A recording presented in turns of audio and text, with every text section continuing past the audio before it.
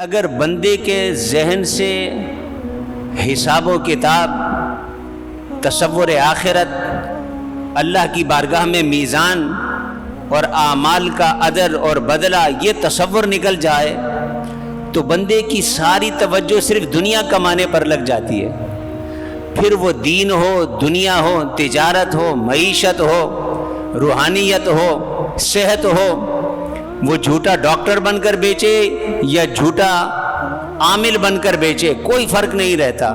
رنگ اور لباس مختلف ہوتا ہے، دکانوں کے ٹائٹل مختلف ہوتے ہیں۔ ایک ڈاکٹر بن کر لوگوں کی صحت کے ساتھ کھیلتا ہے، ایک عامل کا بورڈ لگا کر روحانیت کے نام پر ان کے عقیدوں سے کھیلتا ہے۔ جب بنیادی مشترک چیز دونوں میں ایک ہی ہے، نہ اسے آخرت کے حساب و کتاب کا خوف ہے، نہ اسے آخرت کے حساب و کتاب کا خوف ہے۔ نہ اسے یہ خیال آتا ہے کہ قبر میں جا کر اس ایک ایک عمل کا اللہ کو حساب دینا ہے، نہ اسے یہ خیال آتا ہے کہ قبر میں جا کر حساب دینا ہے۔ اس کا بھی مطلب یہ ہے کہ بس میری دنیا سنور جائے اور دنیا کا مال جمع ہو جائے۔ اس کا بھی تصور یہی ہے کہ دنیا سنور جائے۔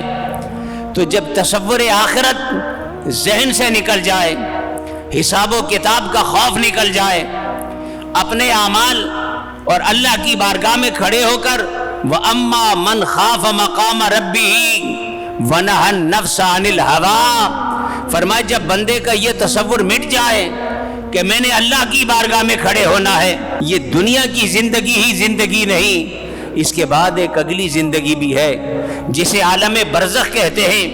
پھر یہی انسان حشر کے میدان میں اللہ کی بارگاہ میں جمع ہوں گے، حساب و کتاب ہوگا، اور حساب و کتاب اور میدان حشر کے بعد پھر ایک اگلی منزل ہوگی، ایک اگلا مرحلہ ہوگا۔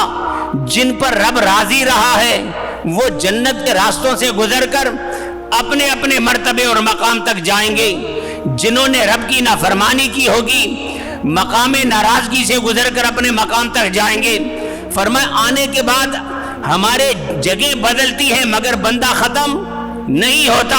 مقامات بدل رہے ہیں، مکانات بدل رہے ہیں۔ کہیں ہم عالم ارواح میں تھے جب رب کائنات نے کہا تھا الستو بربکم، اے بندے میں تیرا رب نہیں ہوں۔ تم نے عالم ارواح میں میری ربوبیت کا اقرار و اعتراف کیا تھا۔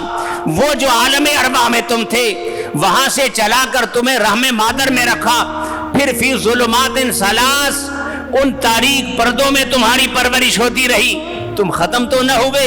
پھر وہاں سے تم پانی کے قطرے سے شکل اختیار کر کے دنیا میں آئے، زندگی گزاری، زندگی گزارتے رہے، قبر کی وادی میں اترے تو پھر منکر نکیر آئے۔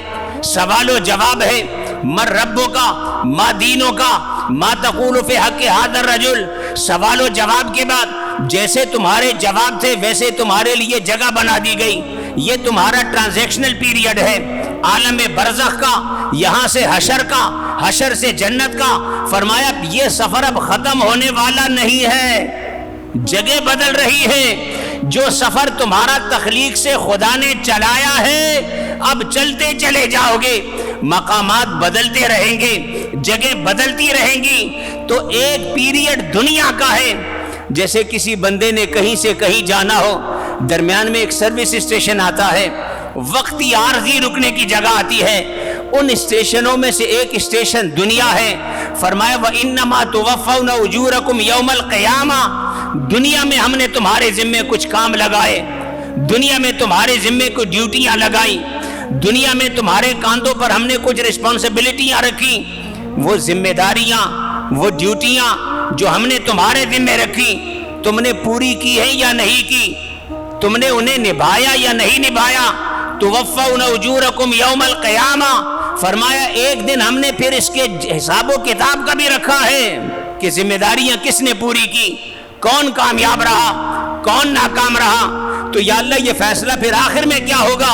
فرمایا آخری فیصلہ یہ ہوگا فمن زحزح عن النار وادخل الجنۃ فقد فاز، جو آخرت میں ترازو سے گزر کر، میزان سے گزر کر، حساب و کتاب سے گزر کر جہنم کی آگ سے بچ گیا اور جنت کے راستے پہ چل پڑا، فقد فاز، اسے خوشخبری سنا دو، وہ کامیاب انسان ہے، جب سے اسے بنایا گیا تب تک رہے گا، جب تک بھی رہے گا کامیابی کا جھومر اسے عطا کر دیا گیا، کامیابی کی سند اسے عطا کر دی گئی، فقط فاز، وہ میرے کامیاب بندوں میں شامل ہو گیا۔